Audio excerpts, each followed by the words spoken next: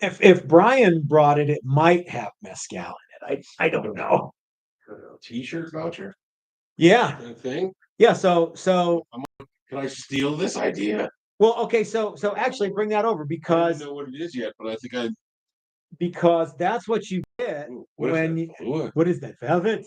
what is this? That's Velvet? nice. Forget about it. Ah, what do you know from fun of you? So this is actually a lot like the T-shirt voucher that you get when you buy a Texas Toast loaded package. Ah, This is the T-shirt that you get. which is nice. It's like a little monkey man. Doing the thing. Yeah, Doing this. I yeah. think I need one of those. Well, you know what? You have a loaded guitar. I should give you a T-shirt. So see how this. Okay, you know what? You know why this has an X in it? Because it doesn't work. Well, yeah, because if I put this up here, some swinger will like pause and then blow this up and then like snap it and go, Good. getting my You're yeah. as cynical as I am with I know. No. Well, no, because we came up with this idea because um uh Dylan has something not unlike this for his pickups. Oh, And okay. and so we also have one too that it's like how to adjust your truss rod, how to, thanks for buying a Texas Toast guitar. So it takes you to a hidden page on the website.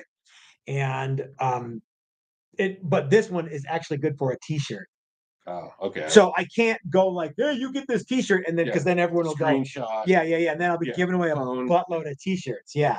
You got a t-shirt guy? I certainly do. Let me help you. Yeah. So however, you also get a $25 Flipside gift card with the loaded package. Those guys are so nice. We should do something like this for that. I don't know how it'll work, but I don't know either, yeah. but I like the idea. We'll talk to the guys at Flipside Music, the great American guitar store, about that. They're fairly reasonable. They're totally they reasonable. like to do stuff. Yeah. So, hey, everybody, this is Matt, and we're at Texas Toast Guitars. Thanks for watching another wildly exciting episode of Guitar Builders React. To my left, your right is my good buddy from Flipside Music, the great American guitar store, the owner, the operator, the chief bottle washer, Anthony Icavangelo. I don't even know if I said it right. Oh, you said it right. Okay. That's good.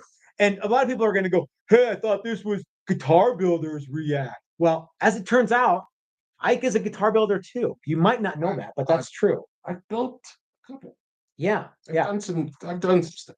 So yeah. I'd like to do more, obviously. And so Ike was coming in today because he wanted to see what is going to become his new American Icon guitar.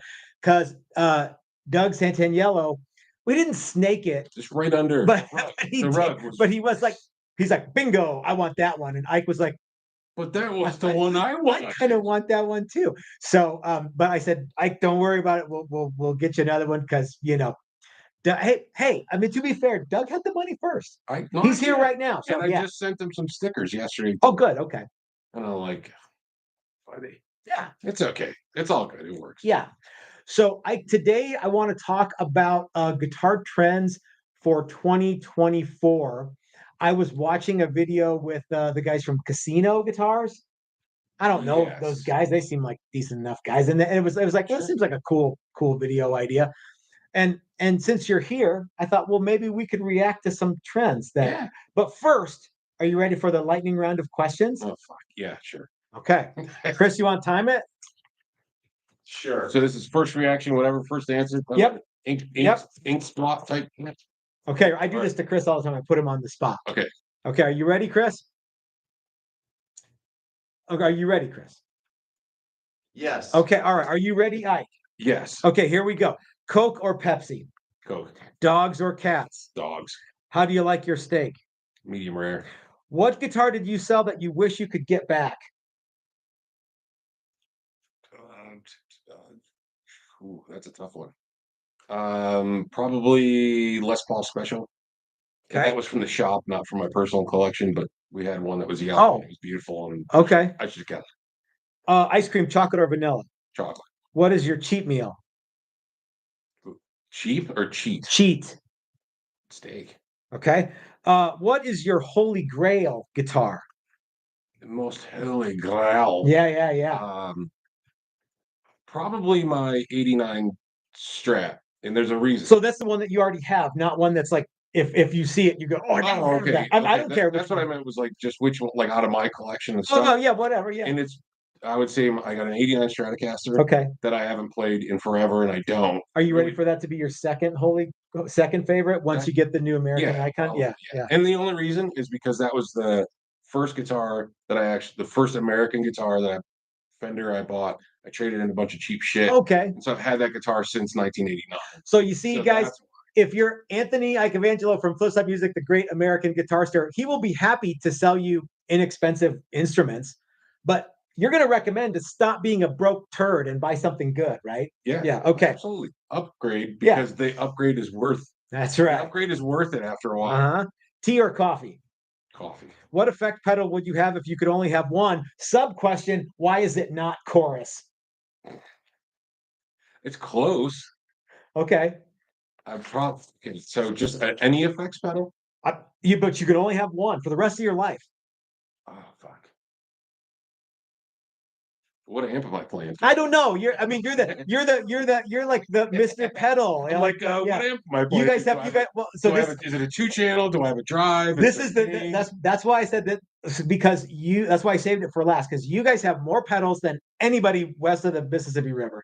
Yes. And probably east of the Mississippi River too. So I'm like, haha, here's a zinger. You should ask Dylan these questions too, and your live stream.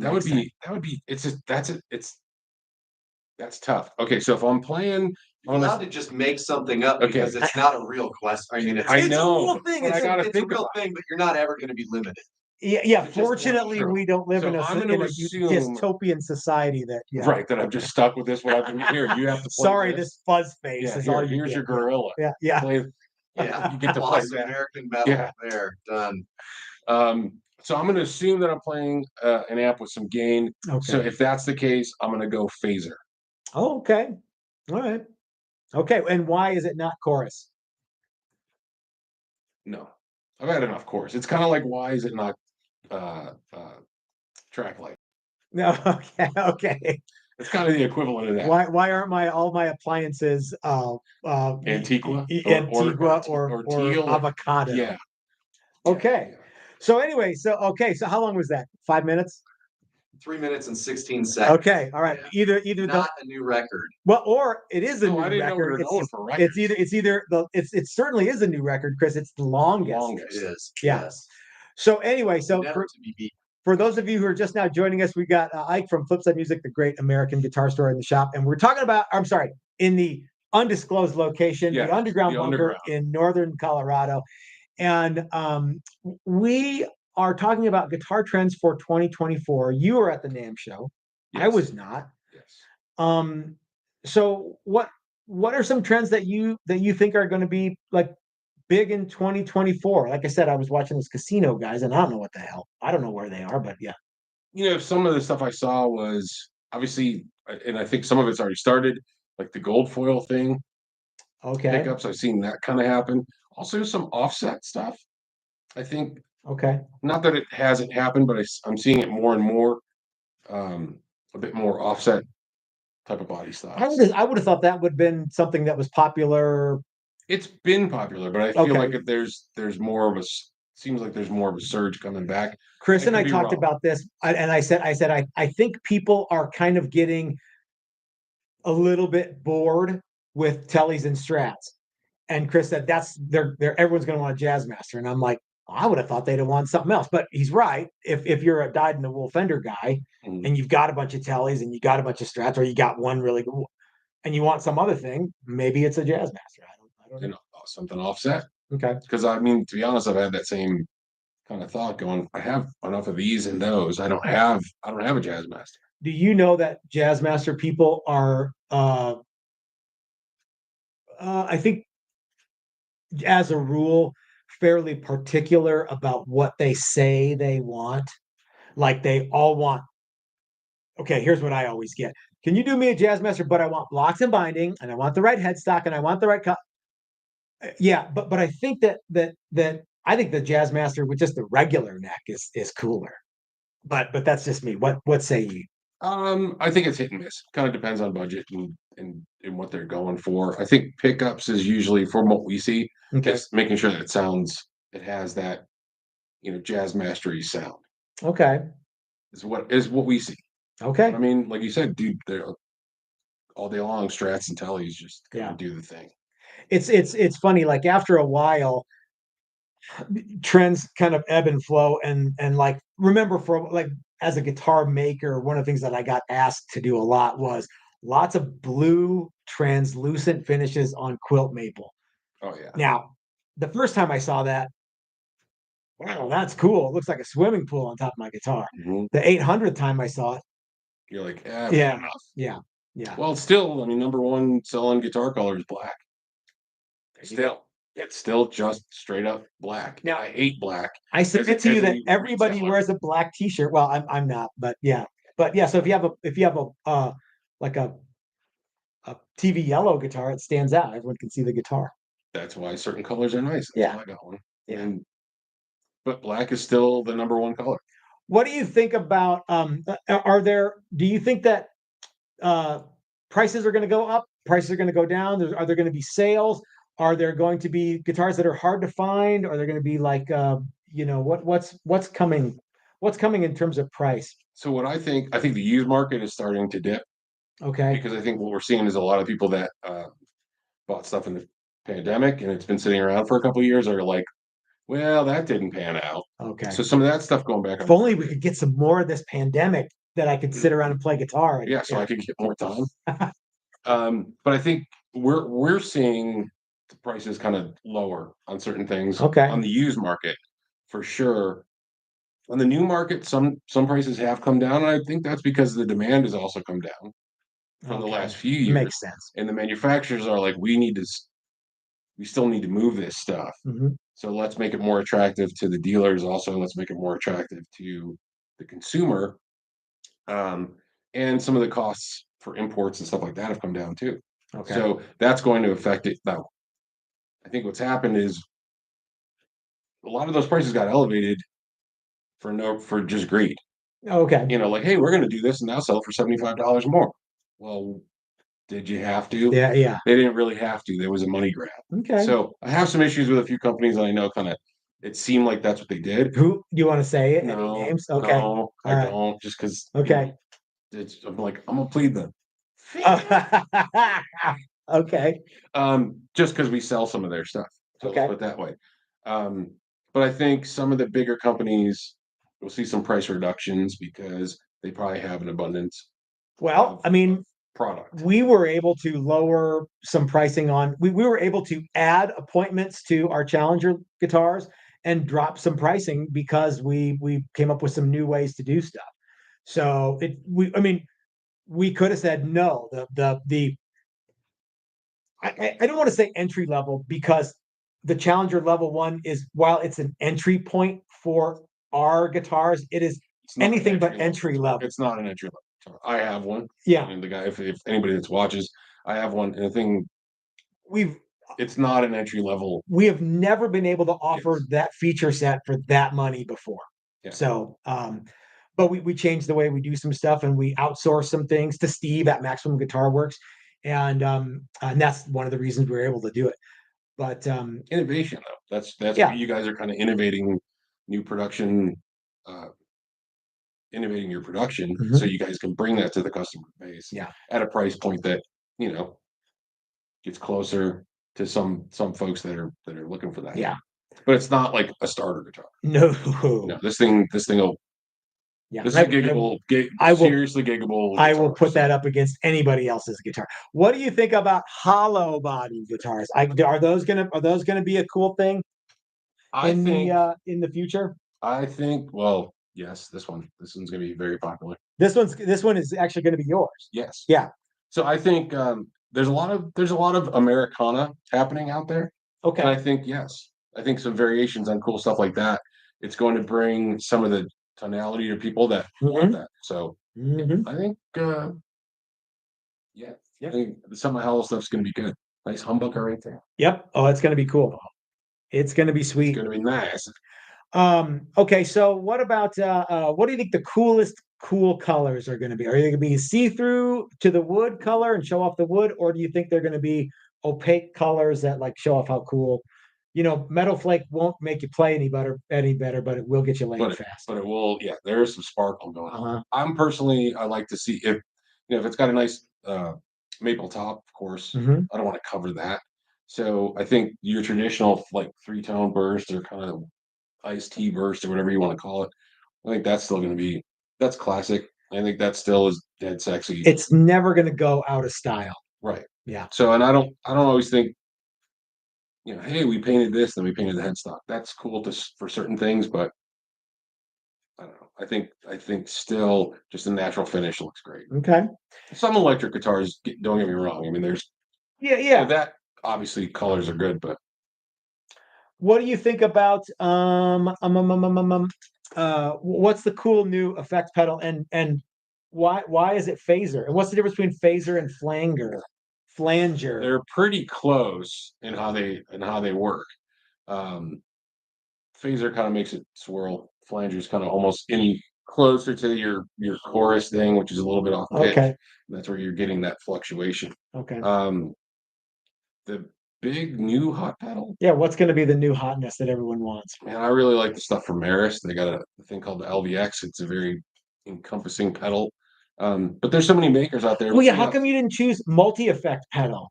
I guess you could have. Because I don't always like them. Okay. It's not, and I think they have their place as far as like if you're in a cover band or something like that, and you're covering a lot of ground because you're playing. Hey, we're gonna play this song and then that song, and there's different. I think the multi effects like the Helix and things like that are great.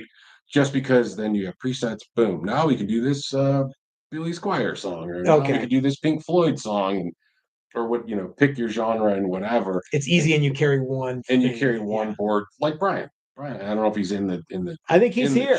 I think Brian is here. Yeah, but Brian picked up a Helix the other day. Covers a lot of ground for him for what he's going to be doing. Other than that, I like individual pickup or individual pedals because you can kind of just do that one thing with. You can tailor it to what you like. Okay, cool. Okay, what about amps? The trend seems to be lighter and lighter and lighter for everything. When is too light going to be too light? As guitar players in the demographic there's a huge chunk that are still older. And as you get older, who's going to carry a twin around? Yeah, you're not. Chris says Chris will. might. I mean, you Chris, do you have a twin still? No, I don't have a twin. Yeah, so that's a lot of tough talk about how you would, but you don't. When it comes down to it. I do still have big amps though. Okay. I sold my twin about 5 years ago or so. But I think what's also happening is that anybody that's gigging or even bedroom folks, they're going smaller because a lot of the gigging guys can get a 20-watt amp with a line out. So now it's like, hey, sound guy, here you go. You go fuck off and do your thing. I would love to have the big amp at the house, but I would really rather not move it around every month or week or day. I mean, So light is good. I mean, Fender makes the new Tone Master stuff super light. Looks exactly like the old amps, but there's lines out and they sound good. I mean, but do you think guys like Chris would go, this sounds every bit as good as my old stuff that I like? I think most people would say that. I don't think Chris would say that. Yeah, Chris is already shaking his head like, nope. Nope. I don't think Chris would say not as good. And I don't know. Yeah, sure. Maybe it is, maybe it isn't. I don't know. But what do you think, Chris? Does that stuff like suck? I haven't played any of the new Tone Master stuff. I hear it's really good. I have played some Quilter stuff. Yeah, I think there's no, I'm talking about like the new Fender stuff versus the old Fender, the newest, new, cool, lightweight Fender stuff versus the oldest, heaviest point-to-point wire stuff. Which you got to go with the old stuff every time? No, I wouldn't have to go with the old stuff every time. That's a new thing for me. I'm trying to open my horizon. Because I know there are people, I know them and you know them, that would say, yes, I have to have the old hand-wired point-to-point whatever Fender thing, the blonde. That stuff's fun and cool, but it's also getting more and more rare. It's shifting. And it's a young man's game to move that crap nightly. So, So what we see too is like you'll have something that might have like a Fender, like the Tone Master Deluxe, that weighs 14 pounds or whatever the hell it is, 20 pounds now. They might use that for their gigs. Okay. But they'll have a Fender, a vintage one or older one that they'll use that at the studio. So there's guys that are kind of doing that move, like I have this so I can studio record. I'm using this because I can beat the shit out of it because I'm playing the high dive or the Yeah, lion's lair. I keep coming back to that, like stuff in the studio where you can record it and get it exactly right is one thing, but when you're playing in a room that holds 20 people and kind of smells like vomit and urine, is anybody gonna know? Really? I mean, but I know guys who do it. I used to be the purist, and it has to be this. I used to be one of them. Yeah, I have to lug this 300 pounds of amp everywhere with me. Yeah, I don't know why, but yeah. But there's the guys, but also the younger dudes that are playing have more. They may have more stuff because they're doing modulated stuff as well. So they're adding things to it. They might have a synth that they might be bringing on with their show. But the younger folks also, they're playing in clubs that have PAs. So you don't necessarily always have to carry that because you got like Universal Audio that makes these really cool pedals that have lines out. Do you remember back in the day when not every place had a PA? Nobody did. Remember, you'd have to like bring your own, rolling in, so you could hit the fucking sound. And remember, like the guitar player always had the best amp, and the PA was like nothing but used PV stuff and like all in one built-in monitor mixer thing, and it was terrible. And the vocalist hated it. And I remember not that long ago when not every club had its own PA, and you had to do all that stuff. And that changes part of what people need. Do you need a 40 or 50 watt amplifier to play a room that's clearly going to be way too much power? Or and it all depends on if they're touring and this and that, or how much what kind of tone snob they are. But a lot of touring guys do. They're like, we don't have to carry all that. Here's my board plug, like I said, and my line out to the sound guy. And it's easy peasy. Voila. Okay. And there's more room in the van. More room in the van for all the groupies and vibro slaps. Yeah. Hot tamales and Mike and Ice. There you go. All right.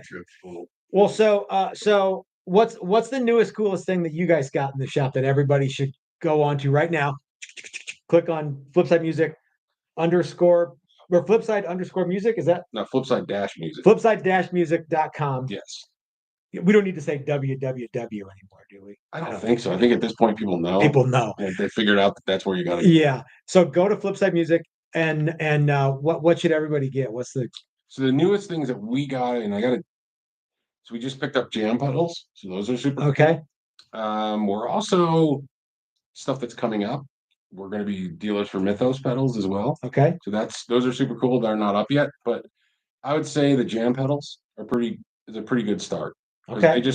They are from overseas, but they're like really just cool modulated craziness. So you heard it here first, guys. Hot trends for 2024 with Ike from Flipside Music. Jamm pedals. Jamm pedals, yes. And it's too light is never too light.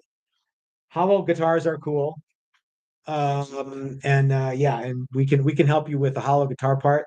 I can help you with all the other stuff. Oh, and if you want a Texas Toast guitar, people can get with you, right? They can contact us. I think we still have one in the shop. Okay. And I'm talking to the guys while I'm here to see if we can get more into the shop. Because that way you can send people to us and they can try them out. Brian says, tell them about the something event. There's a heart there. I can't see what it says, Brian. Talk about the band event, the bass event. Bass event. What's the bass event? So March 16th, we are having a bass hang. So it's going to be a bunch of Denver bassists that are going to come in. I know all those guys, and they're all nerds. There's a lot of nerds. There's a lot of bass nerds. Yeah, there are. Yeah. So it's going to be a 2-hour thing from 4 to 6. Oh, cool. And we're going to have some players that are going to come in. They're going to play a bit, talk about their technique, their style of play. And then it's just going to be also hang out and shoot with other bass players, make some good connections, and should be pretty cool. All right. Before we leave, I have one last question for you. Will there be an all bass version of Big Bottom at the bass event? I don't know, but I can talk to the coordinator of such event and see if we can make that happen. I mean, that seems like a missed opportunity if that doesn't happen. I can call the dude. Okay. And be like, hey, was this on the itinerary? Schedule? Because apparently this is a real thing. Like, this is one of our normal things, and we need to have it happen. So yeah, the bass hang should be pretty cool. There's a lot of local players. There's a lot of great. It's gonna be fun. Okay, Brian says it's on his birthday, and Lee says he loves hollow body guitars. Give give me the feedback and chaos. I'm totally down with that, Lee. All right, guys. Well, thanks for hanging out with us, and Ike, thanks for coming down and doing this video with us. And are you guys gonna do a live tomorrow? Yeah. Okay, so I check don't know out. what we're gonna do, but what the pedals are gonna be. But yeah, Okay. we'll be in. So you guys are good. You have a pedal that you like kind of deep dive into? Yeah, we don't know yet. So Okay. tomorrow it'll kind of be like, well, let's see what shows up, gets Okay. delivered, but also we'll just figure out something that's cool and kind of do it day of. Cool. All right. And will it, and we know it won't be a 1983 Rat pedal. We're pretty sure it won't be that. It could be though. Okay, but you never know. It could be Okay. because I got one. Okay. I have the one with the LM308. That's the chip that everybody like. What's it? The only one. That's the only rat pedal. Yeah. You know, What's the name? Do you know? it's just the rat. It's a rat. No, when you pull the cover off, does it say like Cherry Bomb or like what's the? Oh no. You know the handwritten thing inside the old school Rat pedals? I don't even. I don't know. So I have to open it up yeah, and see what's in there. yeah. Well, maybe it will be a Rat pedal. Who knows? So because I think I looked to make sure that it was the right chip. Yeah. But I don't think I ever. Maybe it's not. Maybe it doesn't have it. Maybe somebody pulled it out. I'll look. All right, gang. Thanks for hanging out with us. We'll see you tomorrow for a live stream. Check out Anthony and the guys at Flipside Music, the great American guitar store. Link in the description below, and you can go to so that's how you can get there. And they've got a live stream tomorrow right before us, so check that out too. And we'll see you guys tomorrow. Yeah. Oh crap! Now I goofed it up already. Oh no. I do that all the time. Oh crap!